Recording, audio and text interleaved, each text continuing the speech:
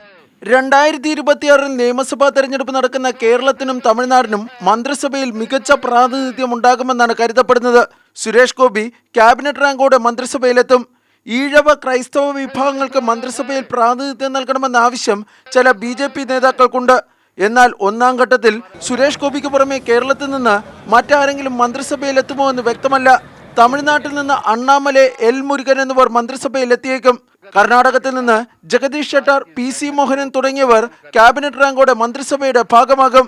ആന്ധ്രാപ്രദേശിൽ നിന്ന് ക്യാബിനറ്റ് മന്ത്രിസ്ഥാനത്തേക്ക് റാം മോഹൻ നായിഡുവിനെ TDP നിർദ്ദേശിക്കും. P ചന്ദ്രശേഖർ, V പ്രഭാകർ റെഡ്ഡി എന്നിവർ സഹമന്ത്രിമാരായേക്കും.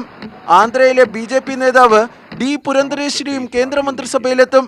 പവൻ കല്യാണിന്റെ ജനസേന പാർട്ടിയിൽ നിന്ന് B ബാലശൗരി കേന്ദ്രമന്ത്രിസഭയിലെത്തും. തെലങ്കാനയിൽ നിന്ന് കിഷൻ റെഡ്ഡി ഉൾപ്പെടെ 2 ക്യാബിനറ്റ് മന്ത്രിമാർ ഉണ്ടാകുമെന്നാണ് സൂചന. നിതീഷ് കുമാറിന്റെ JDUവിന് 2 ക്യാബിനറ്റ് മന്ത്രിമാരെ ലഭിക്കും. ലല്ലൻ സിംഗ്, രാംനാഥ് താക്കൂർ എന്നിവരാണ് ക്യാബിനറ്റ് മന്ത്രിമാരാകുക. 2 സഹമന്ത്രി സ്ഥാനവും നിതീഷ് കുമാറിന്റെ പാർട്ടിക്ക് ലഭിച്ചേക്കും.